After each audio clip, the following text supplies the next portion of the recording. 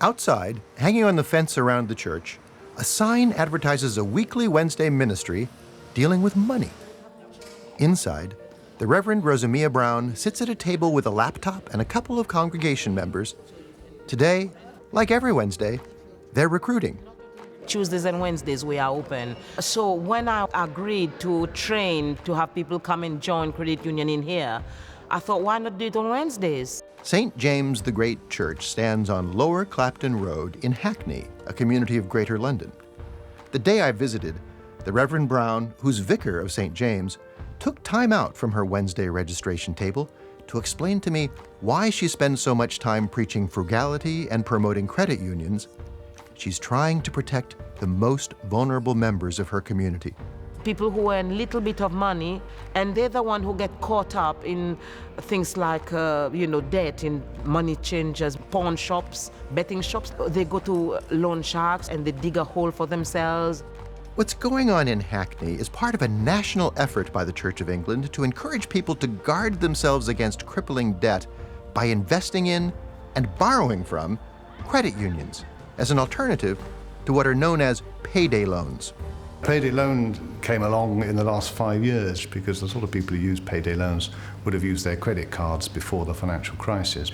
And so people were left with no alternative. And then payday lending, very astute, poured into the vacuum. You won't see the payday loan shops amidst the iconic sights of London, those sections of the city which are now among the most expensive real estate on the planet. You will find them, along with betting shops, in communities such as Hackney, a mostly working-class neighborhood that's now beginning to gentrify, adding to the economic struggle. Around here, the community is a mix. It's a melting pot, one would say. Ordinary folks can't buy houses here anymore around Hackney. So people sell their house and go somewhere else more affordable. And therefore, we are short of affordable housing here. Folks feeling that financial stress often find themselves over a barrel when faced with the ordinary and yet unpredictable expenses of daily life. The washing machine breaks, the car breaks down, whatever it might be, something needs to be fixed. And if people don't have the savings and they don't have the income to be able to deal with those, of course they need access to credit. David Barclay works for the Center for Theology and Community, with offices in the crypt of the Church of St. George in the East, in the Shadwell neighborhood of London's East End. Lately, Barclay has been spending lots of time at St. James the Great, working with the Reverend Rosamia Brown to increase credit union membership.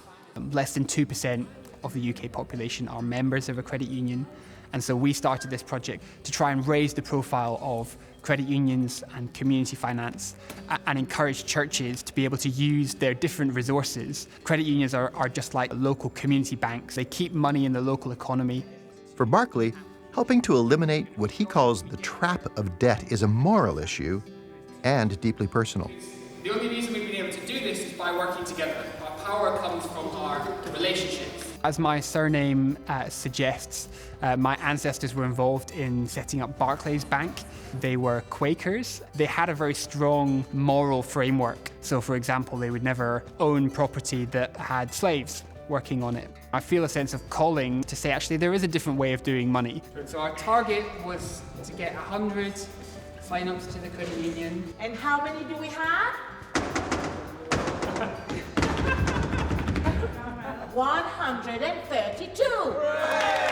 I joined the street demonstration with a dozen members of what's being called the Church Credit Champions Network as they made their way through Hackney during afternoon rush hour. Like her fellow marchers, Vicar Rosamia stopped periodically to explain the issue to passers-by and pointedly lingered in front of some of the payday loan stores. At one point, we passed a century-old building which was once the Hackney Town Hall, nicely renovated in recent years, and now housing a betting shop.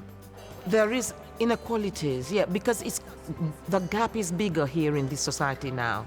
There's more and more people who have more and more people who have less, so the gap is bigger. Banks historically loan money to wealthier British folks, but not to citizens from the working class, a situation that has worsened in the past 6 years since the worldwide Great Recession. There are all sorts of areas, poor urban areas, where you cannot get to a bank. you have no access to mainstream banking. And that's why a lot of poorer communities were being sucked into a cycle of debt that was completely unsustainable.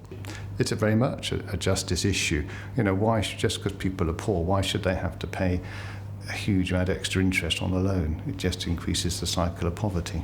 The vision for the church to dedicate itself to equity and lending comes directly from the top, from the Archbishop of Canterbury, Justin Welby. For almost 2 years, Welby has publicly battled the payday loan industry, some of which offer online services that deliver cash within 15 minutes at interest rates equal to or higher than 3,000% per year. Welby sees the 16,000 churches of England as branch offices offering an alternative. We are physically present with a building on the ground full of people who want to help their communities. Their natural urge to think, what can we do to change things? What can we do to make things better? Back in Hackney, in the gathering twilight of the late autumn afternoon, marchers finished their public demonstration with a stop at the local credit union. They turned in 132 applications for membership and promised to recruit a total of at least 500. Now, we have collected altogether 132 applicants in there. So, you've done good work. And thank you for everyone who's done the work, especially David and his group. You know, we have really turned out for the better today. It's evening now, and the Reverend Rosamia Brown has invited me to join in her weekly Wednesday night gathering, Bible study of the Gospel of Mark, prayer, and hymn singing. Vicar Brown says these traditional rituals are part of her call to the priesthood. And so is her public witness in the streets, preaching against money-lending practices she calls unjust. In the church, we are concerned with poverty. We don't want to keep people in poverty. People need to have their dignity back, to think about their life and how they can take it in their own hand. Next Wednesday, We'll explain all that to you.